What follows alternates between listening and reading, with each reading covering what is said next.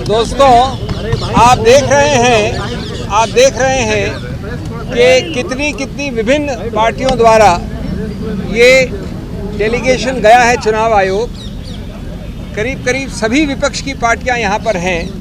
मैं नाम नहीं लूँगा, आप चेहरे देख रहे हैं। गौर करने वाली बात यह है कि ये आयोजन कल लेट रात्रि को हुआ है, लेट, क्योंकि आप जानते हैं जिस प्रकार का गैरकानूनी एक्शन लिया गया है वो भी लेट रात को लिया गया था। इतने अल्प समय में हमारे सभी कॉलीग्स ने, कई लोग दिल्ली से बाहर से भी आए हैं, कुछ एक दो लोग पहुंच नहीं पाए, लेकिन करीब विपक्ष के हर रंग की पार्टी यहाँ पर उपस्थित है और मैं समझता हूँ सब एकजुट होकर इस मामले में गए हैं।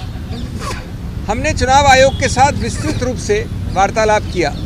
हम सब अंदर थे, चुनाव आयोग के तीनों नवगठित चुनाव आयोग और उनके सभी अफसर थे।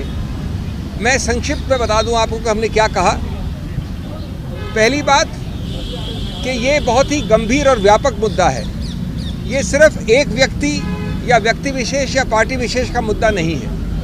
ये मुद्दा व्यापक इसलिए है क्योंकि ये सीधा संबंध रखता है भारत के संविधान के मूल ढांचे से, जिसको आप बेसिक स्ट्रक्चर कहते हैं।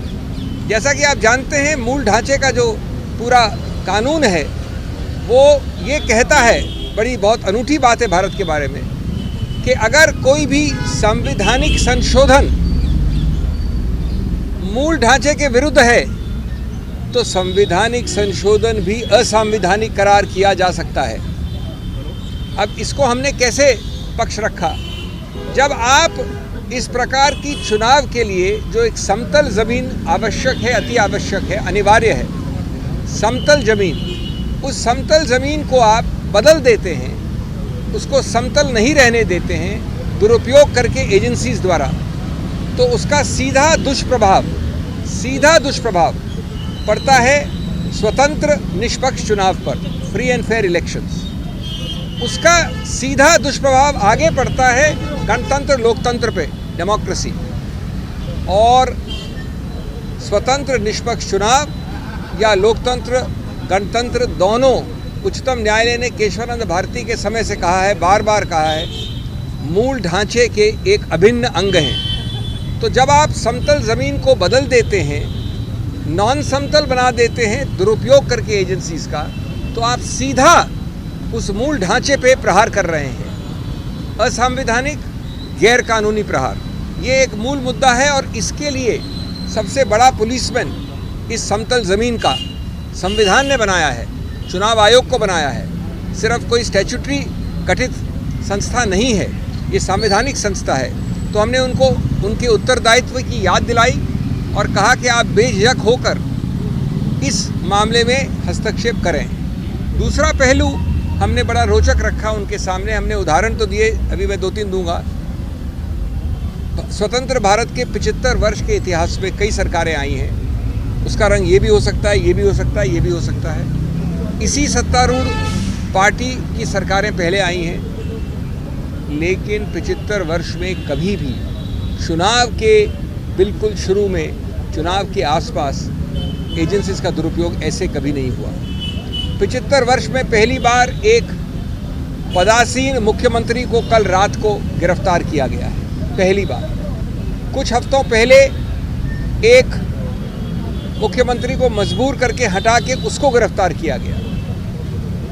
विपक्ष की बहुत बड़ी पार्टी, 125 साल से ज़्यादा पुरानी पार्टी कांग्रेस के 94, 95, 96 के अकाउंट्स के विषय में 150 करोड़ से ज़्यादा फ्रीज हुआ है। हमारे माननीय कांग्रेस अध्यक्ष, पूर्व कांग्रेस अध्यक्षा, सब ने अभी आपके समक्ष 2 दिन पहले इस पर प्रेस कॉन्फ्रेंस भी की है। अभी हमको बता रहे हैं हमारे मित्र लेफ्ट के, येचुरी जी यहाँ खड़े मेरे साथ, उनको भी वैसे ही नोटिस आए हैं। तीसरा पहलू, हमने एक सूची दी 11 और हाल के रीसेंट उदाहरण, पुराने उदाहरण तो सैकड़ों हैं। वो 11 के 11 एनसीपी से लेकर, टीएमसी से लेकर, कांग्रेस से लेकर विपक्ष के हर पार्टी पे है जहां पर एजेंसीज का दुरुपयोग हुआ है, गिरफ्तारी हुई है। लेकिन एक भी उदाहरण नहीं है सत्तारूढ़ पार्टी का। ये कौन सी जादुई पुड़िया खाई है सत्तारूढ़ पार्टी ने कि हर अच्छाई वहाँ है, हर बुराई यहाँ है, या सिर्फ बुराई दिखती यहाँ पर है? अगर बुराई वहाँ है तो दिखती नहीं है। वॉशिंग मशीन का तो उदाहरण आपने बहुत सुन लिया है, लेकिन ये समतल ज़मीन की मूल ढांचे को प्रहार करता है। हमने 11 लिखित और उसके अलावा 14 उदाहरण दिए हैं अभी अभी चुनाव आयोग को। तीसरा पक्ष ये है कि अगर कुछ गलती भी हुई है तो आपने कहीं ये नहीं दिखाया कि अभी इसी वक्त एजेंसीज की रेड आवश्यक है, अभी इसी वक्त इनकी गिरफ्तारी आवश्यक है। अरे भाई, अगर कोई नोटिस या कोई कार्रवाई 2023 से चल रही है तो आप 2 महीने और नहीं रुक सकते? आपको जो कार्रवाई करनी है आप करिए, लेकिन ये क्या कि आप चुनाव के पहले वोट पड़ने से पहले ही चुनाव जीत जाना चाहते हैं। आप पहला वोट पड़ा नहीं, उसके पहले ही जीत जाना चाहते हैं आप, कानूनी तरीके से नहीं, गणतांत्रिक तरीके से नहीं। तो ये मामले जिसको कहते हैं आवश्यकता या ज़रूरत अरेस्ट की, वो किसने दिखाया है? मेरे पास अधिकार क्षेत्र है तो मैं अरेस्ट कर लूँ। चौथा, हमने बताया कि आपके जो कई सारे सर्कुलर हैं चुनाव आयोग के, उसमें भी ये वंचित है। हमारे कॉलीग्स ने ये मांग की कि अगर चुनाव आयोग डीजीपी बदल सकता है, होम सेक्रेटरी बदल सकता है, किसी को बदल सकता है, तो ये एजेंसीज किस प्रकार की कोई एक विशेष एग्जेम्पशन एंजॉय करती हैं? इन एजेंसीज पे नियंत्रण क्यों नहीं करता चुनाव आयोग? इन एजेंसीज के नियुक्तियां कम से कम इन 4 महीने के लिए क्यों नहीं होती चुनाव आयोग द्वारा? ये भी पुलिस एजेंसीज हैं एक प्रकार से, ये भी सत्तारूढ़ पार्टी के उपयोग दुरुपयोग के लिए हैं। तो इसलिए ये मुद्दे बहुत ही मूल मुद्दे हैं, और हम ये कहेंगे कि हर प्रकार का अनड्यू इन्फ्लुएंस का आपका कानून है, सर्कुलर है, आप उसको सिर्फ शब्द नहीं रखिए, आप उसका इस्तेमाल करिए। नहीं तो ये चुनाव आयोग एक सिर्फ एक सजाने के लिए कोई संस्था नहीं होनी चाहिए। ये हमारा पुलिसमैन है गणतंत्र के लिए। बाकी कई मुद्दे हमारे इसमें हैं, आपको मिलेंगे सब। मैं बहुत संक्षिप्त में अंग्रेजी में बोलूँ अपनी अनुमति के साथ। I will be very brief because you know the gist of it. For our friends from the English media, just 1 minute, just half a minute.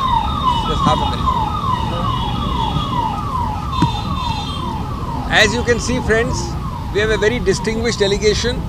Across the board, almost every political party in the opposition is represented here.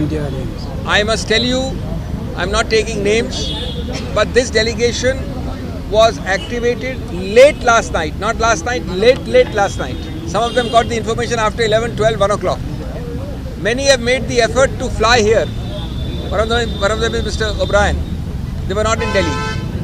1 or 2 could not come, but they have given their full support. Yeah. Every possible political color is represented from the opposition here at short notice. Now, we went in this delegation and unitedly told in a very detailed presentation, which is here, which you'll get also a copy of. JMM and Shiv Sena could not send their reps at short notice. All the others are here. They have specifically assured us of unconditional, unstinted support, unqualified support. Now, in the Election Commission, we pointed out that this is not a normal complaint. It is not a complaint about X, Y or Z. It is a larger issue of affecting, impairing and undermining, sabotaging the basic structure of the Indian Constitution. We pointed out that a level playing field is the heart and soul of free and fair elections. And free and fair elections are the heart and soul of democracy itself.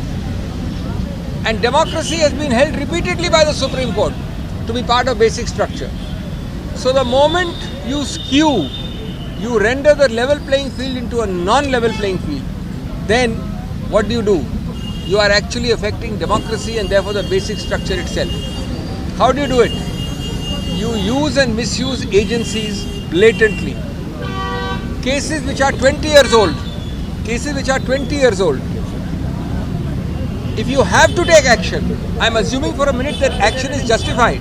Why can't the action be deferred till June, July? What is the need to arrest him today? What is the need to raid him tomorrow? Right on the cusp in the middle of elections. It is because you want to win by unfair means before the first vote is cast. Before the first vote is cast. It is because you want to win the election before the first vote is cast. And we have also given a very interesting list. We pointed out that in 75 years of Indian history, no party of whatever color, including the BJP in all its earlier avatars, has ever thought of arresting a sitting chief minister. Happened last night. Never before has it been that the other chief minister who had forced to demit office a few days before that was also arrested from Jharkhand. Never before we have given a list of recent, I repeat recent only, 11 other examples. Every party of this political spectrum standing here has been harassed, raided and arrested. Why? All the virtues are in this pocket, all the vices are this side? Or are you blind like Nelson, who chose to look only one way? He looked only this side, he saw what he wanted to see.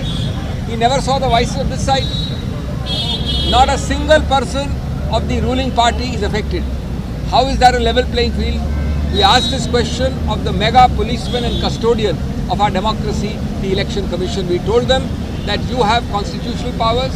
If you can appoint DGPs, if you can appoint heads of police, you can change Home Secretary, you've done it just now, 1 week ago.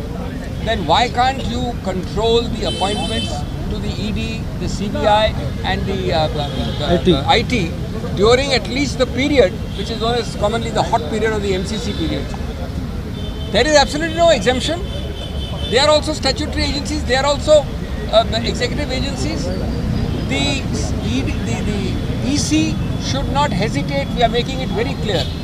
We have also cited circulars of the EC, we have cited the Representation of People's Act, undue influence, you cannot allow to be used.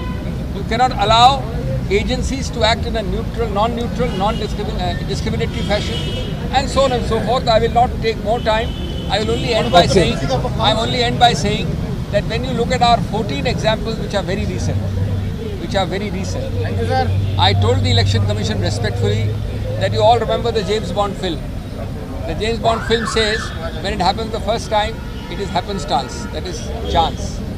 When it happens the second time, you can call it coincidence. When it happens the third time, it is enemy action. Recent 14 examples.